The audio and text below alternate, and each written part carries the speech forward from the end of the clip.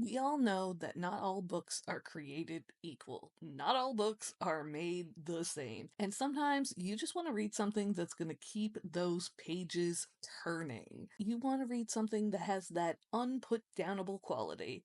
So here are 5 recommendations of books that I could not put down.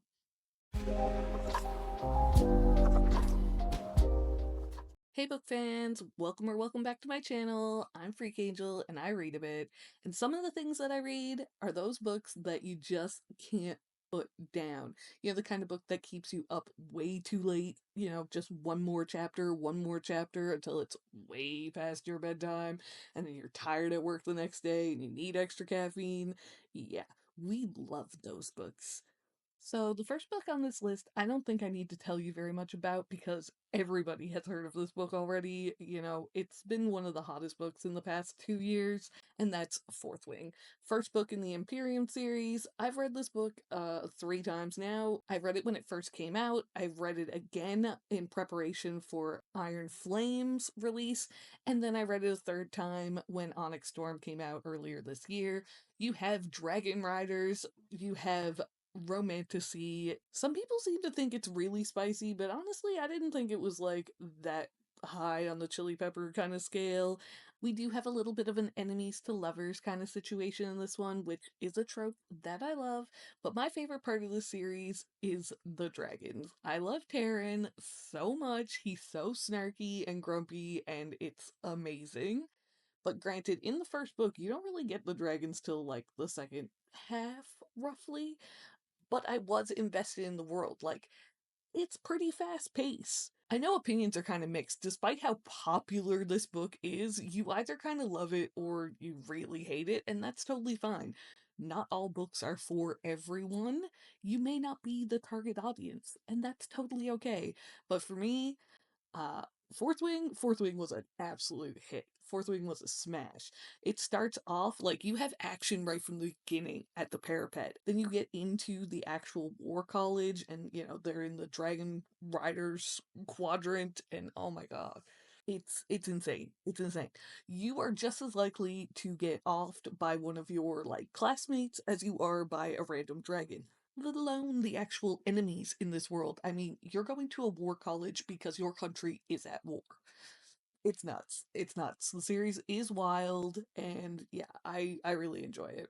And that first book, like the first time I read it when it first came out, I read it in like 2 days, and it was only because I had to work. If that had been a day that I was off work, yeah, that would have been a 1 day read for me. I couldn't put it down on that first read. All right, next on this list, I'm going to give you the Gentleman Bastard sequence. So, starting with The Lies of Locke Lamora, my personal favorite is Red Seas Under Red Skies, the second book. And the third book's good too. It's been like 10 years or more since the third one came out, but there are some mumblings of the fourth book finally coming, so I am hopeful. But given how long it's been, I'm not going to hold my breath. We'll see when we actually get a release date. You know what I mean? But in this one, we're following the Gentleman Bastards, but realistically, in the first one, you're following Locke Lamora, and you start off where the blind priest is basically buying the Lamora boy. Locke is like 6, and this is when he gets into the Gentleman Bastards. They're like a little, not like a club, but they're like a group or a gang, I guess, of little like sneak thief kids running around the city, steal from the rich because they're the only ones worth stealing from. And he learns a lot of his tricks from the blind priest. Oh man, these schemes and scams that they run, wild. I will say this one's a little bit slower in the beginning, but once you get invested in the characters, I promise you, you won't be able to stop. I couldn't stop. It was so good. I was obsessed. Now, as I mentioned, the second one is my favorite, but you do need to read the first one first. And I will say, I did give the first one 5 stars. So it's not like I had any issues with that first book at all. I loved it. It's a heist, okay? But the real core thing that I love about it is the little, like, bromance friendship between Locke and Jean. Jean Tannen is my favorite character, and that's probably why I like the second book a little bit more than the first one, because by the time we get to the second book, like, no spoilers as to what goes down, but Locke and Jean pretty much are the gentleman bastards by the time you get to book two. And it's so good. Plus, you get another heist. I mean, who doesn't love a heist?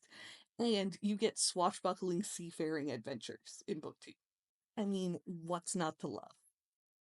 Okay, next up, we're going to shift away from fantasy. This next recommendation is actually a sports romance, and it's the Windy City series by Liz Tomforde. You could really say any of them. My favorite was Play Along. The fifth and final one, Rewind It Back, comes out very, very soon. Like, by the time you're seeing this, it'll probably have just come out.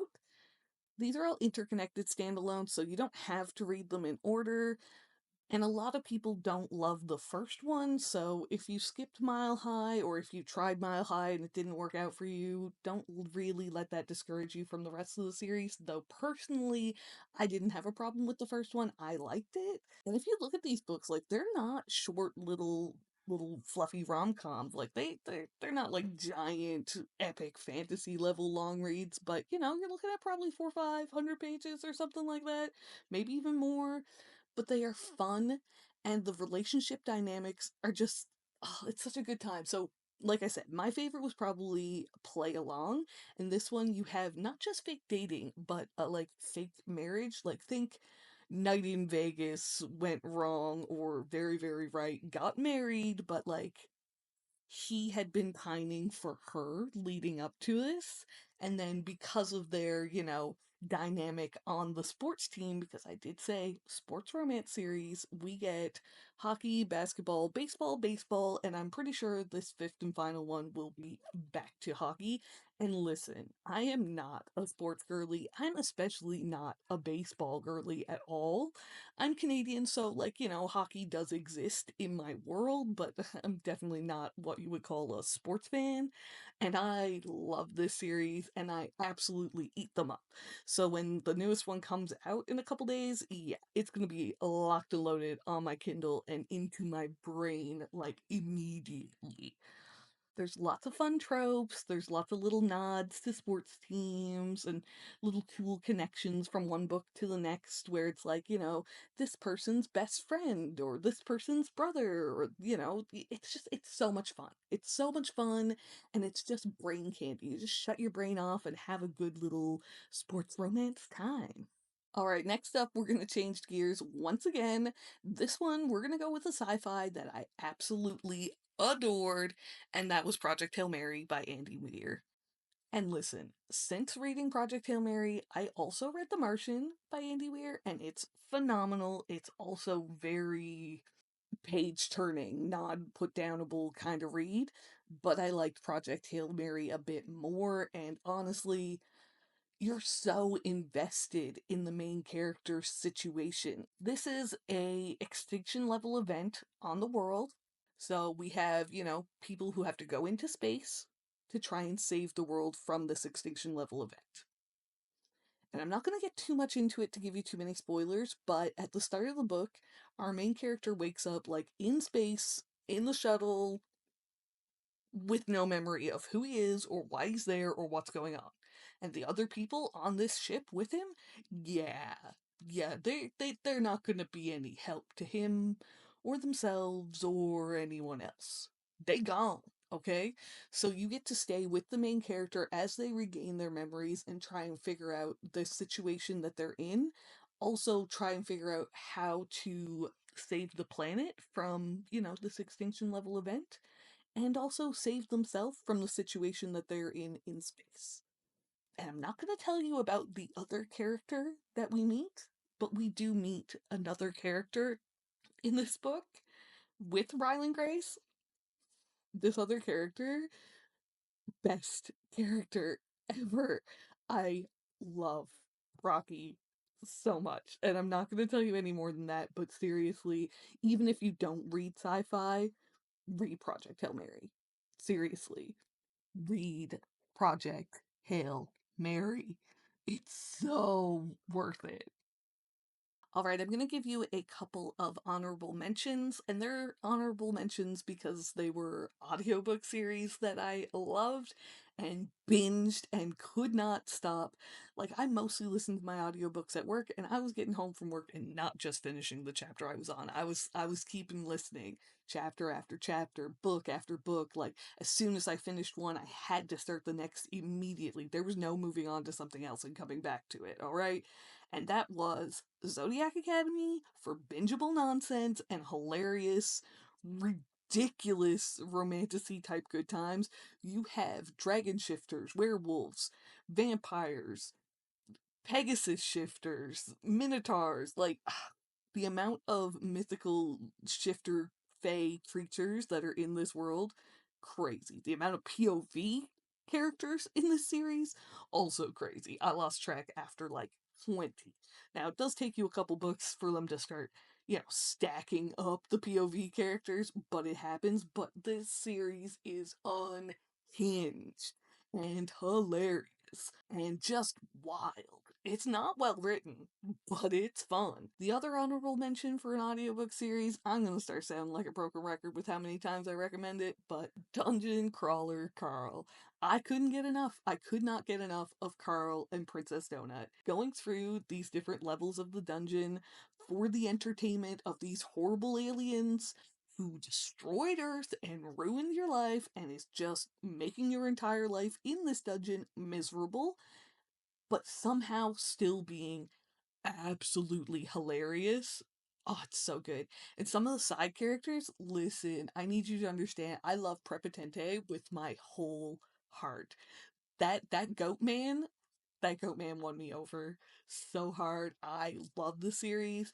It's funny right from the start, but the deeper into the series you get, the more it becomes a political fantasy, and I am so here for it. Alright, my final recommendation for a book that's a total page turner that has that unputdownable quality, a book that I read in one day, I legitimately could not stop. That's Hook by Emily McIntire. It's first in the Never After series. It's a Peter Pan, I don't want to say retelling because it's not a retelling. It's set in the modern day. It's a dark romance. It's kind of like a, not exactly mafia, but it's got that like mafia gang kind of vibe to it romance, and it's so fun, but it is pretty dark, so check your trigger warnings. My favorite in the series was Scarred, but I will say I did not read Scarred as quickly as I read Hook. I probably read it in like 2 or 3 days. But the first one, I couldn't put that thing down at all. Like, not even a little bit. It was so wild. It was so wild. It was crazy, and it was fun. The whole series is fun as long as you just, you know, shut your brain off and don't take things too seriously. Which realistically, for me, that's what I want with reading. I want entertainment. At the end of the day, I just want to be entertained. Give me a good time, and I'm probably satisfied. So let me know down in the comments some books that you couldn't put down, some books that had you just turning the pages nonstop. I'd love to hear from you and get some great page turner recommendations to add to my never-ending TBR. And give this video a like if you like the content, it really helps the channel out. And subscribe for more bookish content to come in the future. I'd love to have you. Bye-bye!